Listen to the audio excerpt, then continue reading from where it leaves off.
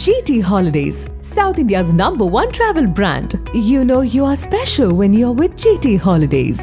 நலம் காக்கும் ஸ்டாலின், உங்கள் குடும்பத்தின் நலன் அரசின் பொறுப்பு. கட்டணமில்லா மருத்துவ சேவைகள். பழைய நகையை கொடுத்து பை டு 11 monthsல அதே அடைக்கு புது நகையை எடுத்துக்கோங்க. எக்ஸ்ட்ராவா ₹1 தர வேண்டாம். Magic old gold exchange. Nakkheeran நேயர்களுக்கு வணக்கம். இன்று நம்முடன் கருத்துக்களை பகிர்ந்து கொள்ள இணைந்திருக்கிறார் காங்கிரஸ் கட்சியின் செய்தி தொடர்பாளர் கே சந்திரசேகரன் அவர்கள். வணக்கம் சார்.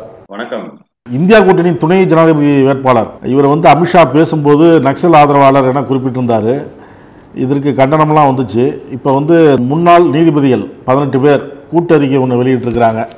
அமித்ஷாவுக்கு கண்டனம் தெரிவித்து, ஒரு உயர் பொறுப்பில் இருக்கிறவர், அமைச்சராக இருப்பவர் இது போன்று பேசக்கூடாது அப்படின்னு சொல்லி எப்படி பார்க்குறீங்க?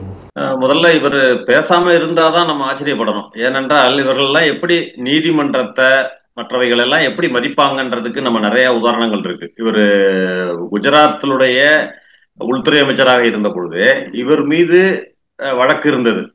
அந்த குற்ற வழக்கு, கொலை வழக்கு எல்லாம் இருந்த பொழுது கூட அவரை குஜராத்துக்குள்ளேயே நுழையக்கூடாது, உத்தரப்பிரதேசத்துல இருக்கணும், ஒரு வருடத்திற்கு குஜராத்துக்குள்ள நுழையக்கூடாதுன்ற அளவுக்கு தீர்ப்பு இருந்துச்சு. அதற்கு பிறகுதான் உள்ள நுழைந்தார். ஆனால் இவருக்கு தீர்ப்பு அளித்த நீதிபதி லோயா மர்மமான முறையில் உயிரிழந்தார். அது குறித்து கூட இன்று வரை மர்மம் விலகவில்லை. இதெல்லாம் ஒரு பக்கம் இருக்கட்டும். அதே மாதிரி அன்றைக்கு உள்துறை அமைச்சராக இருந்த அமித்ஷா தான், குஜராத்தினுடைய உள்துறை அமைச்சராக இருந்த அமித்ஷா தான் இன்றைக்கு மத்திய உள்துறை அமைச்சராக இருக்கிறார். அன்றைக்கு குஜராத்தினுடைய முதலமைச்சராக இருந்த மோடி அவர்கள் தான் இன்றைக்கு பிரதமராக இருக்கிறார். ஆனா இவர்கள் 2 பேரும் இணைந்து அங்கு குஜராத்தில் செய்த பல பிரச்சனைகள், அதாவது பல லீலைகள், பல வேலைகளை இன்று மத்தியில் செய்கிறார்கள் என்பதைத்தான் நாம் பார்க்க முடிகிறது. நீதிமன்றத்திலும் சரி, மற்ற ஜனநாயக அமைப்புகளிலும் சரி, அங்கும் ஜனநாயகம் நசுக்கப்பட்டுக் கொண்டிருந்தது குஜராத்திலும். இங்கு மத்தியிலும் ஜனநாயகம் நசுக்கப்பட்டுக் கொண்டிருக்கிறது. நீங்க உச்ச நீதிமன்ற நீதிபதியை பத்தி விமர்சிக்கிறாருன்னு சொல்றோம். முன்னாள் நீதிபதி கொடுத்த ஒரு தீர்ப்பை பத்தி அவர் இன்னைக்கு சுதர்சன் ரெட்டி அவர்கள் இந்தியா கூட்டணியின் சார்பில் துணை ஜனாதிபதி வேட்பாளராக அறிவிக்கப்பட்டிருக்கிறார். உடனே அவரை பற்றி விமர்சனம் என்று சொன்னால் நீங்கள் என்ன சொல்லியிருக்க வேண்டும்?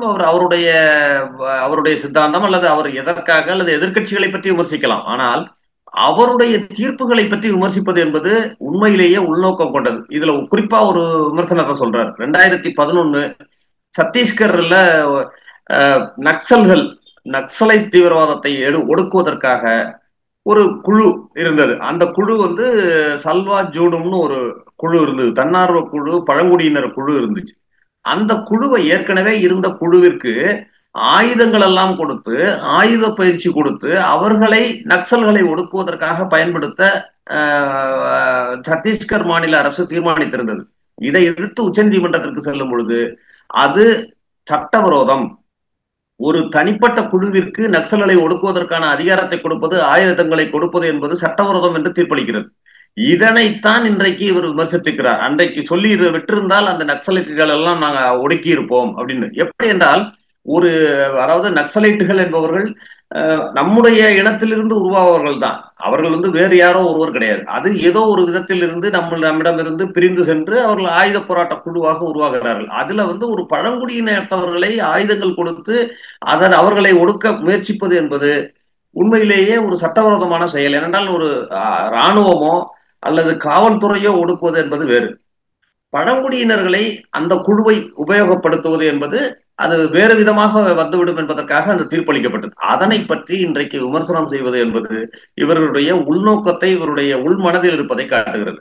நீங்க நீதிமன்ற தீர்ப்புகளை எல்லாம் இப்படி விமர்சிக்க ஆரம்பித்தால், அதுவும் ஒரு ஆளும் கட்சியில் இருப்பவர்கள் ஒரு உள்துறை அமைச்சர் பொறுப்பில் இருந்து விமர்சிக்க ஆரம்பித்தால் அது முடிவில்லாத கதையாகும். இவர்களுக்கு வேண்டும் என்றால் தீர்ப்புகளை ஏற்றுக்கொள்வதும், இவர்களுக்கு வேண்டாம் என்றால் அந்த தீர்ப்புகளை உதாசீனப்படுத்தி விமர்சிப்பதும் அவர்களுடைய வழக்கமா இருக்கு. நீங்க உதாரணமா எடுத்துக்கிட்டீங்கன்னா, அயோத்தி ராமர் கோவில் வழக்கு, அதே போல ரஃபேல் ஊழல் வழக்கு, இது இரண்டையும் விசாரித்து தீர்ப்பளித்தவர் பாத்தீங்கன்னா ரஞ்சன் கோகோய், தலைமை நீதிபதியாக இருந்த ரஞ்சன் கோகோய் தான் தீர்ப்பளித்தார்.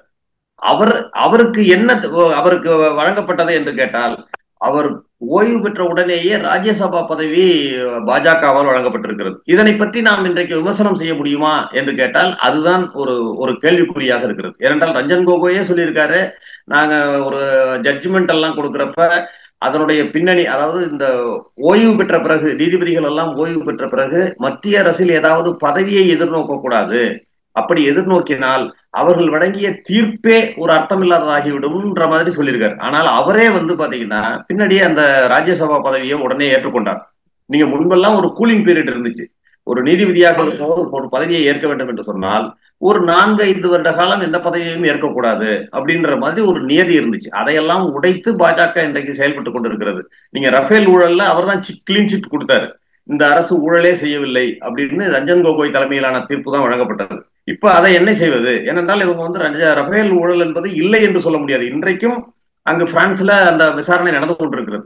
இவர்கள் என்ன சொன்னாங்கன்னா, அந்த ரஃபேல் ஊழல்ல அந்த கோப்புகள் எல்லாம் காணாமல் போய்விட்டன என்று சொல்லிதான் அந்த தீர்ப்பை வழங்கினாங்க. சரி, இது ரைட்டு, இது ஒரு பக்கம். இன்னொரு பக்கம் அவர்கள் நீதிமன்ற தீர்ப்புகளை எல்லாம் இந்த அரசு மதிக்கிறதா, உச்ச நீதிமன்ற தீர்ப்புகளை எல்லாம் மதிக்கிறதா என்று கேட்டால் அதுவும் இல்லை. டெல்லி கவர்னரோட அதிகாரத்தை பற்றிய ஒரு வழக்கு உச்ச நீதிமன்றத்துல வந்த போது அந்த டெல்லி கவர்னருக்கு அதிகாரிகளை மாற்றக்கூடிய அதிகாரம் டெல்லி அரசாங்கத்துக்கு உண்டு என்று உச்ச நீதிமன்றம் தீர்ப்பளிக்கிறது. அதை உடனே அடுத்த வாரமே பாராளுமன்றத்தில் ஒரு அவசர சட்டம் கொண்டு வந்து சட்ட திருத்தம் கொண்டு வந்து டெல்லி கவர்னருக்குத்தான் அதிகாரம் என்று இவர்கள் சட்டம் ஏற்றுகிறார்கள். அதே போல தேர்தல் ஆணையர்கள் நியமனத்திலும் ஒரு குழுவை தலைமை நீதிபதி, பிரதமர், ஒரு எதிர்கட்சி தலைவர் கொண்ட குழு இருக்க வேண்டும் என்று சொன்ன பொழுது அதில் உடனே சட்ட திருத்தம் கொண்டு வந்து உச்ச நீதிமன்ற தலைமை நீதிபதியை நீக்குகிறார்கள். இப்படி ஒவ்வொன்றிலும் அதே மாதிரி இன்றைக்கு வாக்காளர் பட்டியல் திருத்தம் கூட பல குட்டுகள் வாங்கி கொண்டிருக்கணும். உச்ச நீதிமன்றம் கேள்வி மேல் கேள்வி கேட்கிறது. இன்றைக்கு ஆதாரையும் இணைத்து நீங்கள் அந்த பட்டியலை வெளியிடணும் அப்படின்னு சொல்ற அளவிற்கு உச்ச நீதிமன்றம் சொல்கிறது. அதை கூட இவர்கள் கேட்பதில்லை. அதே போல இடி வழக்கு, பல வழக்கு என்போர்ஸ்மெண்ட் வழக்குகள்ல அமலாக்கத்துறை பற்றி விமர்சனங்களை வைக்கிறது. இதையெல்லாம் செய்யக்கூடாது என்று சொல்கிறது. ஆனாலும் திரும்ப திரும்ப அமலாக்கத்துறை அதையே தான் செய்து கொண்டிருக்கிறது. உச்ச நீதிமன்ற தீர்ப்பையே கூட மதிப்பதில்லை என்பதையும் பார்க்கிறோம். இவர்களுக்கு இன்றைக்கு இந்த ஆட்சியில ஜனநாயகத்துல கடைசி நம்பிக்கையாக இருப்பது உச்ச நீதிமன்றம். அவர்களுக்கு மட்டும்தான் அதிகாரம் இருக்குது. ஆனா அந்த அதிகாரத்தையும் பறிக்கக்கூடிய வகையில இன்னைக்கு 130 சட்ட திருத்தத்தையும் கொண்டு வர பாக்குறாங்க.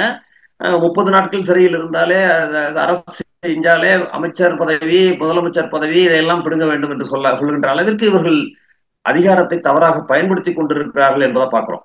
இதுதான் இன்றைக்கு உண்மையாக நடந்து கொண்டிருக்கிறது. முன்னாள் துணை குடியரசுத் தலைவர் ஜெகதீப் தன்கர் அவர் ராஜினாமா, இது ஒரு ராஜினாமா ஏன் அவசரமா செஞ்சாரு அப்படிங்கிற கேள்விக்கு இன்னும் விடை தெரியல. இன்னொன்னு நிறைய பேர் கேள்வி எழுப்புறாங்க, அதுக்கப்புறம் அவர் என்ன செய்யறாரு, ஏன் வெளியில வரல அப்படின்னு நிறைய பேர் கேள்வி எழுப்புறாங்க.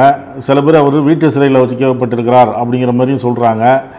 இது வெளிப்படைத்தன்மை வேணும் அந்த விஷயத்தில் அப்படின்னு சொல்கிறாங்க. இதை பற்றி அமித்ஷாட்ட கேட்கும்போது அவர் ஒரு ஊடகத்தில் என்ன சொல்லியிருக்கிறாருன்னா, தனிப்பட்ட விஷயங்களுக்காக அவர் ராஜினாமா செய்தார், பெருசாக எடுத்துக்கொள்ளக்கூடாது அப்படிங்கிறாரு.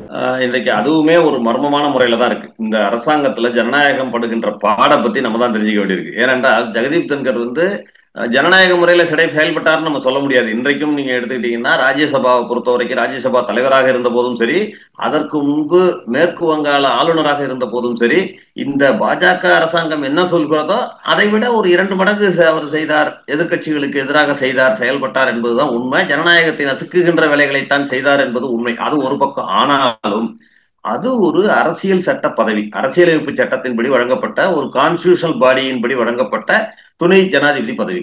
இதுவரை இந்திய சுதந்திர வரலாற்றில், அதாவது 14வது துணை குடியரசுத் தலைவராக ஜெகதீப் தன்கர் பொறுப்பேற்றிருக்கிறார். அதுவரை 13 குடியரசு துணைத் தலைவர்கள் இருந்திருக்கிறார்கள். அவர்கள் ராஜினாமா சில பேர் செய்தால் கூட அவர்கள் ஜனாதிபதி பதவிக்கு போட்டியிடுவதற்காக 2-3 பேர் ராஜினாமா செய்திருக்கிறார்கள். ஒருவர் மறைந்த பொழுது, பதவியில் இருந்தே மறைந்த பொழுது இடைத்தேர்தல் நடத்தப்பட்டிருக்கிறது, தேர்தல் மீண்டும் நடத்தப்பட்டிருக்கிறது. இதுதான் நடந்திருக்கிறதே தவிர இப்படி உடல்நிலையை காரணம் காட்டி அல்லது ஏதோ ஒரு மர்மமான முறையில் எந்த துணை குடியரசுத் தலைவரும் ராஜினாமா செய்த வரலாறு கிடையாது. ஒன்று. அன்றைக்கே பாத்தீங்கன்னா அவர் உச்ச நீதிமன்ற வழக்கறிஞராக இருந்தவர், ராஜஸ்தான் மாநிலத்தை சேர்ந்தவர் 2003 தான் பாஜகவிலேயே இணைகிறார். அதற்கு பிறகு மேற்கு வங்காள ஆளுநராக இருந்து எப்படி செயல்பட்டார் என்பதெல்லாம் நம்ம பாக்குறோம். அன்றைக்கு காலை ஜூலை 21 காலையில 11:30 மணிக்கு அலுவல் ஆய்வு கூட்டம் நடக்குது. அதுல நட்டா, JP நட்டா, கிரண் ரிஜிஜு எல்லாம் கலந்துக்கிறாங்க. ஆனா மாலை 4:30 மணிக்கு ஒரு கூட்டம் நடக்கும் பொழுது அதில் அமைச்சர்கள் எல்லாம் கலந்து கொள்ளவில்லை. உடனே அவர் டெல்லி இதுல உடனே ரிசைன் பண்றாரு. அன்று இரவு ரிசைன் பண்றாரு. அன்றைக்கு இரவே ஜனாதிபதியும் ஏற்றுக்கொள்றாங்க. இந்த இடைப்பட்ட நேரத்தில் என்ன நடந்தது அப்படிங்கிறது தான் கேள்வி. ஏனென்றால் அவர் ஒரு விவசாயிகள் சம்பந்தப்பட்ட ஒரு விவசாய சங்கம் சம்பந்தப்பட்ட ஒரு கூட்டத்துல விவசாயிகள் பிரச்சனையை பிரதமர் மோடியிடம் எடுத்துச் சொல்ல வேண்டும் என்று அதே கூட்டத்திலேயே அங்கு கலந்து கொண்ட மத்திய அமைச்சருக்கு அறிவுறுத்தியதாக தெரிகிறது.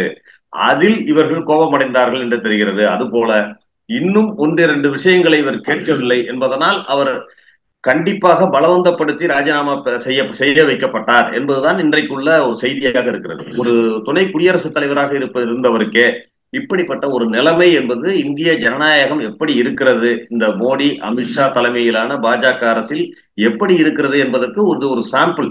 அவர் இன்னைக்கு ரிசைன் பண்றாரு. 75 வயது ஆகிறது. அவர் அந்த 75 வயதுல ரிசைன் பண்றப்ப என்ன, அது இன்னொரு சிக்னலையும் காட்டுது. நான் 75 வயதுல ரிசைன் பண்ணிட்டேன், நீங்க ரிசைன் பண்ணுங்க, 75 வயதாகின்ற மோடியும் ரிசைன் செய்ய வேண்டும் என்று சொல்கின்ற லெவலுக்கு வருகிறாரா என்ற நிலைமையும் தெரியவில்லை. நீங்க முன்பு பாத்தீங்கன்னா காஷ்மீர் மாநில ஆளுநராக இருந்த சத்யபால் மாலிக் கவர்னரா இருந்த வரைக்கும் மோடி அரசுக்கு ஆதரவாகத்தான் செயல்பட்டார். புல்வாமா தாக்குதலுக்கு பிறகு அவர் ரிசைன் பண்ணிட்டு வெளியில வந்த பிறகு அந்த புல்வாமா தாக்குதலை பற்றி எவ்வளவு பெரிய தகவல்களை எல்லாம் வெளியிட்டார் என்பது தெரியும். அது போல இவரும் சில தகவல்களை இந்த அரசாங்கமே கவிழும் அளவிற்கு, மோடி அரசாங்கமே கவிழும் அளவிற்கான தகவல்கள் ஜெகதீப் தன்கரிடமும் இருக்கக்கூடும்.